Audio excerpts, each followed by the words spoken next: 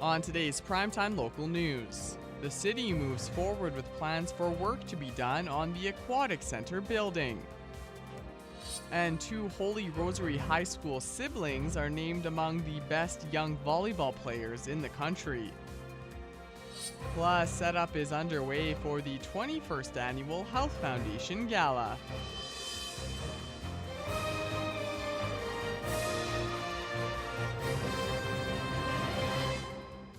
Prime Time Local News, serving the Lakeland and Midwest regions. Good evening and thank you for joining us. I'm Jace Mackey. The BioClean Aquatic Center here in Lloydminster is going to be getting an exterior overhaul. The decision was made at Council earlier this week to repair the building's envelope, in which all members of Council approved the building's rehabilitation. BioClean Aquatic Center, it was identified that it's 35 years old. The outside shell or skin, as you would refer to it, is wood and has weathered. It has been painted, but it's continuing to weather. The doors and windows were reviewed by administration, including the entire building. Mechanically very sound, very solid building, but the envelope needed some work. The BioClean Aquatic Center was brought to Council a year ago, where Council initially rejected the plan. Now the price of the project has gone up 10%. And they said, do we need to do it? And we put it off. And when we put things off, guess what? It came back and there's 10% more cost. So that was thoroughly discussed, and I think it was well documented during the council meeting by council that, you know, we have some tough choices to make, and it always comes down to money. The $1.7 million for the repairs will be taken from the 2023 capital budget. Setup is underway at the Lloydex for the 21st Annual Lloydminster Region Health Foundation Gala. This year's theme is Alice in Wonderland. Over $3 million has been raised over the years through this annual dinner. Money from this year's event will go towards the LRHF Greatest Needs Fund. And that includes 3 big purchases: the Philips Rover with capnography, bariatric beds, and 96-hour monitors. They're greatly needed in the hospital right now, so we hope we can fulfill all their needs. The gala takes place this Friday with doors opening at 5:30. Organizers say the community always steps up to support the foundation, as their work can be felt across the region. It just doesn't affect Lloydminster, it affects the entire surrounding area. Health care affects everybody, right? And it's something that everybody has been so generous. They open their wallets and they're just so grateful. So this is our way of giving back to them. We have patrons that have been to every single gala. While this year's gala is sold out, you can still donate to the Health Foundation by visiting their website. It was a pretty gloomy day once again here in Lloydminster. With more on the weather, though, let's check in with Shelby Clark.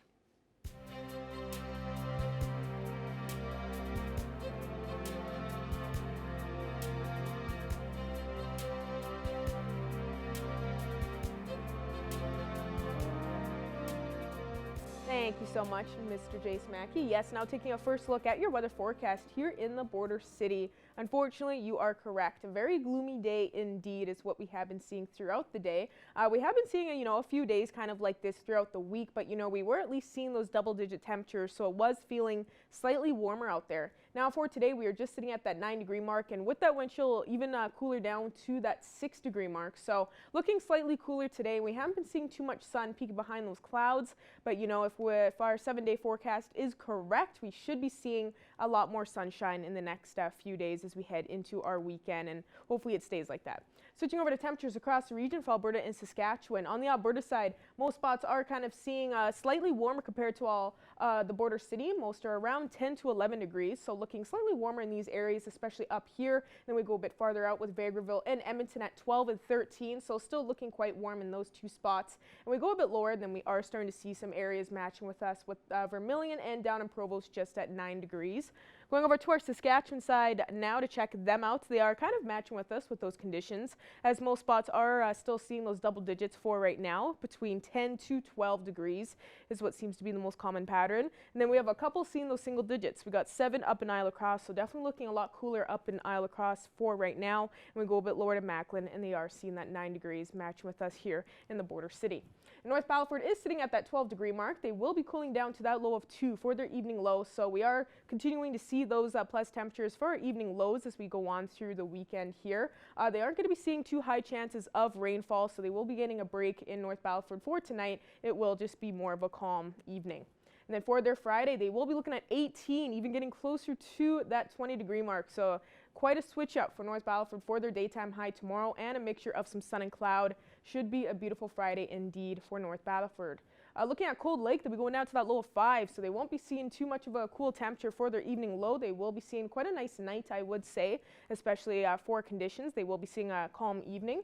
And then for their daytime high tomorrow, 18 as well, so almost hitting that 20-degree mark and seeing a lot more sunshine. So that should be a beautiful day for Cold Lake, and it should be a nice start to their weekend. Now looking for here in the border city, we will be going now to that low of 3, so we will be seeing a nice temperature for tonight, and it will be pretty calm. Fortunately, we don't have a game tonight, just found out for today, so that's a shame. Could have been nice to have that for this evening, but that's okay. Saturday, it'll come. And then for our Friday tomorrow, we will be looking at 17, so just a few degrees off from that 20-degree mark and looking at a lot more sunshine. So hopefully this stays correct. We will be looking at a beautiful day tomorrow as we head off into the weekend.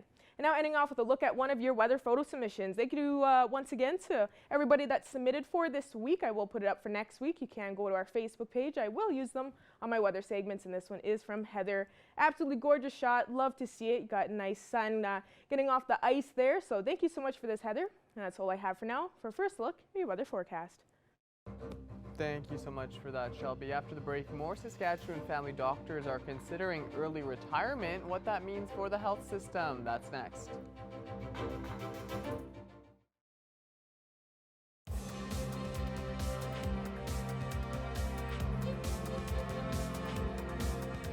Moving to sports now, 2 female volleyball players from Holy Rosary High School have been recognized as some of the best young volleyball players in Canada.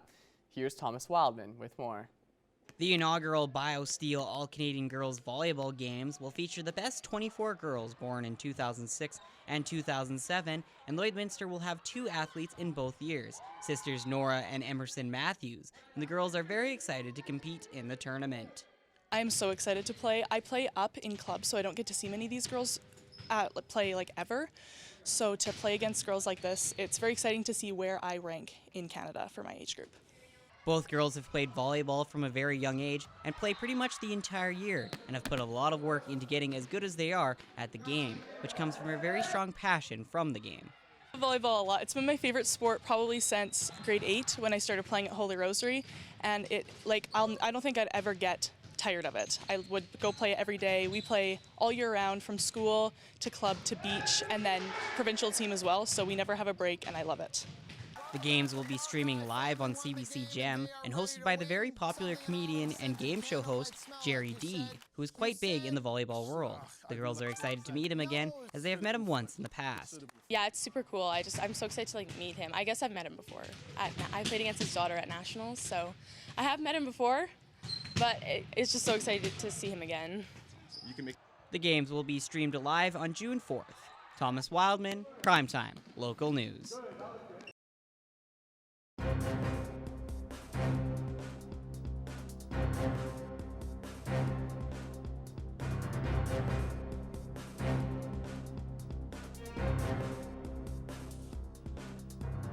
I'm happy to be joined today by a Lloydminster author here on Primetime Local News. It's Everlyn C. Thompson who's with us today. Everlyn, thank you for joining us. Thanks for having me. I want to talk about this incredible feat that you've accomplished. During the pandemic, a lot of us were looking for things to do and had to find other activities, and you really amped things up and making the rest of us look bad. You ended up writing a number of books. So tell me about the books you wrote, Erin. They're urban fantasy or paranormal romance, which is what I like to read. I just kind of thought I would emulate what my favorite authors have done. And so before this, though, you had never written any books, or were you doing short stories or anything like that? No, no, just lots of reading. And so that's all you did was take inspiration from reading books, and you just went on to write all of these novels? Yep. Wow, that's really amazing, Aaron. Can you tell me? Let's start with the first one. What's the title? And tell me a little bit about the plot with the first one. It's called A Flock of Vampires. It's about vampire warriors living in Calgary, Alberta, which is where I used to live. I always thought it would be pretty cool if they were actually vampires there, but I never ran into any. And it's about a witch, I guess, that meets them, and then it's a romance. And so then the next book, is it a continuance of that, or is it totally separate? No, it's a different series. I wrote the first book of the first series, and then I didn't know what to do with it, so I started a second series. Okay. It's called Grave Reaping Hermit. It's based in northern Saskatchewan. We have a cabin, and I always thought it'd be really cool if one day when I was walking in the woods, I like found a gate to fairy, which is what happens to the woman in the book. Okay, and then from there, book number 3, is that another series of its own, or is it a continuance? No, that's book 2 for the Grave Reaping series. Okay, and can you tell me a little bit about, without giving too much away, how that book, the plot goes? In the first book, the heroine meets her love interest and a lot of other kooky characters along the way, and then they part ways on a bad note. So the second book is reintroducing him and finding out why he disappeared, and then the heroine gets to go save him. And now you said you have a 4th book in the works. Is it completed, or are you still writing it? It is. I've signed a contract for it. We're in the midst of editing it. I think we have another 3 or 4 months of editing, and then it should be available by the end of 2023. And so then will that be part of one of the series, or is that a new one as well? That is the 3rd book in the Great Breeding series. It's where the heroine gets to explore her love interest and the relationship with him amidst all the chaos that happens in Barrie. So is this something where you went out, and Aaron and Evelyn, and you went to find somebody who would publish for you, or is it self-published, or how did that whole process work? It's traditionally published. I don't know anything about self-publishing. I haven't heard a lot of success stories. I mean, there are a few, but there's so many that the people are selling books out of their dining room and not making any money and not getting the books distributed anywhere. So I applied to, I think it was 28 different publishers for my first book.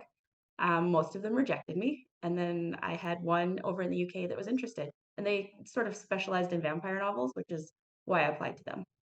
And then at the same time, I was sending out my second book to different publishers of urban fantasy. And then I kind of got both contracts from 2 different publishers at the same time.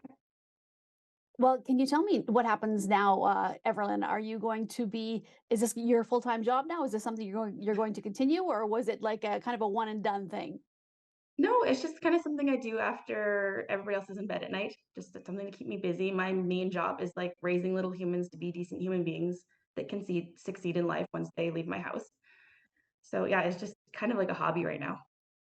And so if people would like to buy the books, can they get them traditional places, the online sources, or are they available in bookstores as well? Kind of a little bit of, I guess, everything? Yeah, they're not available in the Lloydminster bookstore yet. Just because it's an American publisher and a UK publisher, I've had trouble getting them there. It's going to be on the Indigo Chapters Cole's website. They had like that big malware issue where they were shut down for months. So they haven't, both my books have not been added there yet, but they're in the midst of being added. Right now, I think Amazon is the only place you can get them. Okay, and also just if people are looking for more information in general, where can they find you on social media, Evelyn? I'm on Instagram a lot. I have a website, everlyncthompson.com. You can find all my links there. I'm on Goodreads. I'm exploring TikTok, and most days I just like want to throw my phone at the wall. I haven't figured it out yet. I will get there. Okay, great. Well, thank you so much, and congratulations. This is just amazing to be able to do this and continue to do this. So we look forward to seeing what you publish in the future, and we'll keep up and let our viewers know what's going on. So thank you again for joining us. We really appreciate speaking with you today.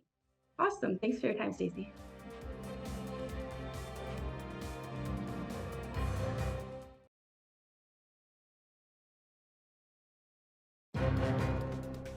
Furniture set and design supplied by Furniture Gallery and Furniture House, downtown Lloydminster. Joining us today for Primetime Local News is Dana Johnston, the president of the Lloydminster Regional Dance Festival Board. Thank you so much for joining us today, Dana. Thanks for having us. We're excited to be here. Of course, had to have you on here because we have some positive news that I'd like to help get the word out about. We have Infusion Dance Festival 2023, and I know this started yesterday, last night. So can you kind of explain what this festival is all about? Sure. The Infusion Dance Festival is a dance festival. We're in our 19th year this year. It's run by a volunteer organization, and it provides dancers opportunities to show us their dances on stage and in a variety of genres. And yeah, it's just a great event. So we're excited to have it back and bigger than ever this year. And yes, what had to be switched up a bit, for this festival with that hiatus and just kind of taking that break through the pandemic, would you say? Yeah, we did. So in 2020, of course, like everybody else, we just did a virtual online one, which was quite small. And then in 2021, we actually had a cohort friendly, which meant that a studio would come and dance in a cohort. They were masked the whole. And then, yeah, we moved on last year to, much more normal one. And this year, the same kind of thing, even bigger and better, like I say. So we're excited for it. And even before that, during the previous years with those normal in-person infusion dance festivals, how would you say that support was through those previous years and I guess through those pandemic years for having to do it kind of virtually and online? I mean, like everything else, we've kind of had to ride some bumps, and it's been difficult, right? Dancers are, one of the things that a lot of them were able to continue on, some weren't. But even doing classes virtually at home, I know my own daughter did classes all through virtually at home, so it was a constant for those kids. So that was a great thing. That's really good to hear that that support was strong even through that time. And now with it, being brought back in person for this year, and it's supposed to be bigger than ever, a nice big event and be able to showcase all that talent. How's that reaction been from dancers now that it's being brought back? Are they really excited? Oh, it's great. They're excited to be back on stage, and we do a few unique things at our festival that make it a little more fun for the kids. And yeah, we just try and make it about the dancers. Want them to have a great experience. That's the big thing. And on the viewer side of things, and for the residents that are coming to come support and, watch this show, what can you say that they can expect with this year's event? Okay. Well, we run from Thursday or Wednesday, the 26th to the 30th, I guess it is, and the public is welcome to come and attend. They will, like I say, a variety of genres. You'll see ballet, you'll see tap, you'll see jazz, you'll see lyrical, contemporary, you'll see acro, you'll see production lines. We've got a little bit of everything for everybody. And so you'll see a little bit of that. We have some fun prizes for the kids. We have an improv category, which is where the kids sign up for improv. They literally are kept in a room, don't know what their song is. They arrive on stage and they got a minute to win it kind of thing. And they dance their hearts out to whatever music they hear. And yeah, so we're excited for that too. So yeah, so those are some of the things that we'll be having. Well, it sounds like it's going to be a fun time, super awesome. Now, for the process with setting up the festival, kind of the journey towards the starting of it with it beginning yesterday, how's that support been so far? I think things have changed a little bit with the whole pandemic and just volunteers and stuff like that. And it's been a little bit more difficult to find that, but I mean, we're just so thrilled for the support that we do have.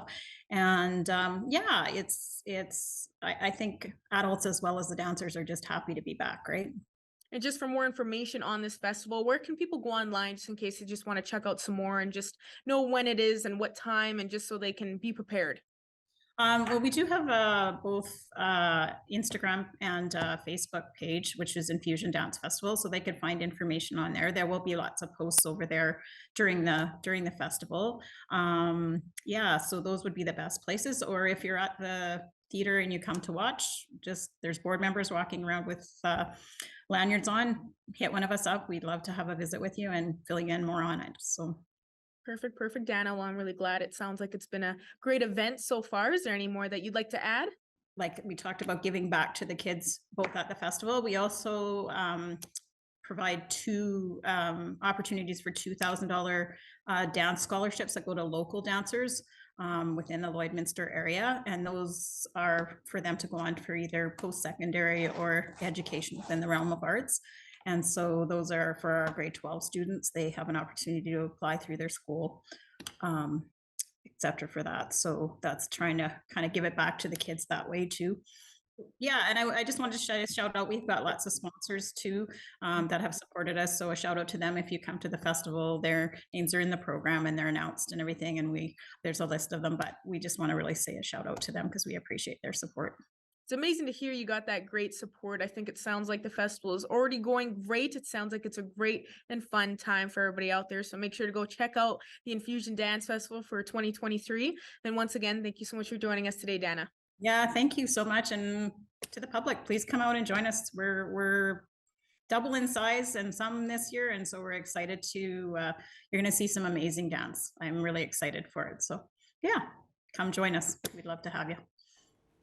And then off with another quick look to our 7-day forecast. We will be expecting some beautiful temperatures ahead. 17 tomorrow, mixture of some sun and cloud. And as we head into the weekend, we should see those conditions continue on. So make sure to get out there and enjoy this beautiful weekend and be prepared as we head into next week, as we see that 20 mark starting off on Monday and even reaching that 23-25 next Wednesday and Thursday. That shorts weather shall be amazing. Thank you so much for that. Very much looking forward to that. We deserve it after the winter we had to go through. That's our show on this Thursday night. Thank you so much for joining us here on Primetime Local News. We'll see you again tomorrow.